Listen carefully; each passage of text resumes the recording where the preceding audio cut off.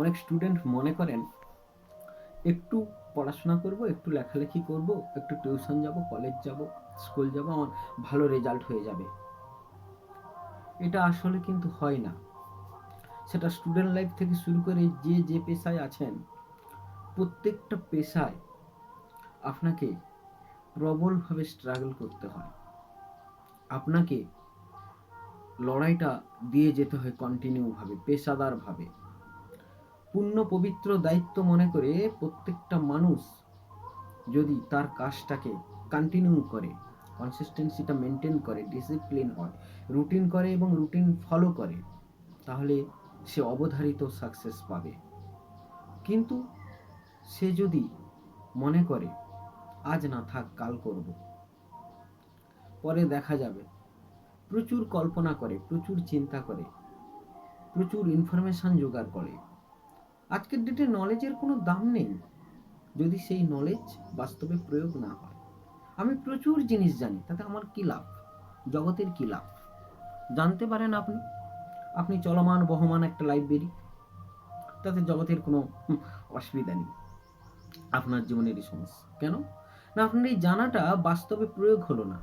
আপনি কতটা প্রচুর মানুষকে আপনার ওই জ্ঞান থেকে সাহায্য করতে পেরেছেন, কতটা মানুষের জীবনের নানান প্রবলেমকে সলভ করতে পেরেছেন, সেটা যে কোনো পারপাস, ফিনান্স হতে পারে, সেটা মোটিভেশন হতে পারে, সেটা কাউন্সিলিং হতে পারে, সেটা কোনো একটা কারিগরি বিদ্যা হতে পারে, যে কোনো স্কিল আপনি মানুষকে কতটা শেখাতে পেরেছেন, মানুষের প্রবলেমটাকে সলভ করতে পেরেছেন। আজকে মানুষ প্রচুর বেকার। কেন বেকার?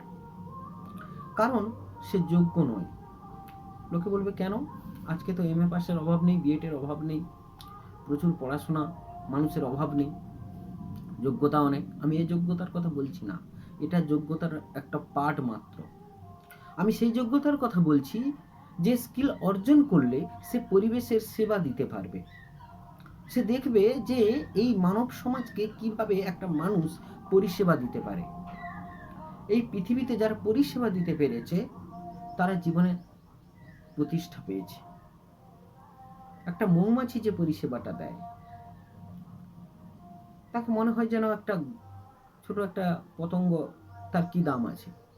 আপনি কি জানেন সে যে পরিষেবাটা দেয়, যে স্কিলটা অর্জন করেছে, তার যে স্কিলটা আছে প্রকৃতির অমোঘ নিয়মে, এআই এসেও সেই স্কিলটাকে নিতে পারবে না। আপনি কেমন করে ফুল থেকে মধু বার করে মৌচাকের মধ্যে মধুকে সঞ্চয় করবেন, এটা কৃত্রিমভাবে আপনি করতে পারবেন না। যাই করতে যান আপনার মৌমাছিকে দরকার। ঠিক এমন তরভাবে যারা স্কিল অর্জন করে এবং মানব সেবা করে, মানুষের প্রয়োজন পূরণ করে, মানব সেবা করতে পারে, মানুষের সমস্যার সমাধান করতে পারে, মানুষকে পরিষেবা দিতে পারে, তার জীবনে কখনো অর্থের অভাব হয় না, তার কখনো যশের অভাব হয় না, তার কখনো প্রতিষ্ঠার অভাব হয় না, তার কখনো খ্যাতির অভাব হয় না।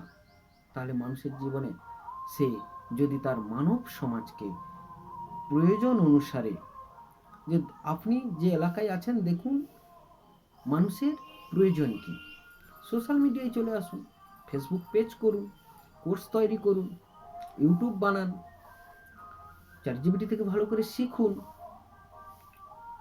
তাহলে জীবনে অনেক কিছু করার আছে। তা না করে আপনি যদি ঘুমিয়ে ঘুমিয়ে কাটিয়ে দেন, তাহলে কি করে আপনি ভাবেন যে আপনি বসে বসে সফল হবেন? তাই মোটিভেশন একটা মানুষের জীবনটাকে অনুপ্রেরণা দিতে পারে, কিন্তু ওই মোটিভেশন মানুষের জীবনে সবসময় থাকে না। তাই তো মোটিভেশন মানুষের জীবনকে পরিবর্তন করতে পারে না। মানুষের জীবনকে পরিবর্তন করে ডিসিপ্লিন, একটা সিদ্ধান্ত, একটা রুটিন, একটা কনসিস্টেন্সি। মানসিক রেজিস্ট্যান্সের বিরুদ্ধে আমি যখন কাজ করতে পারবো তখন আমি স্বাধীন, না হলে কিন্তু আমি পরাধীন। তাই মানসিক রেজিস্ট্যান্স থাকবে, কাজটা শুরু করে দেন ছোট্ট করে। আমি 10 মিনিটের জন্য কাজ করব, 20 মিনিটের জন্য কাজ করব, একটু একটু করে কাজে লেগে পড়ুন। অনেক চিন্তা করেছেন, অনেক ভেবেছেন, অনেক কল্পনা করেছেন, আর বসে থাকার দিন নয়, এবার কাজ করার দিন। কাজে লেগে পড়ুন, দেখবেন আপনার মানসিক রেজিস্ট্যান্সগুলো দুর্বল হয়ে যাচ্ছে ধীরে ধীরে, এবং তখন আপনি অবশ্যই আপনার প্রতিষ্ঠার দিকে এগোতে থাকবেন। আপনি সফলতার দিকে এগোতে থাকবেন। আজ এখানেই রাখছি। ভালো থাকবেন সকলে।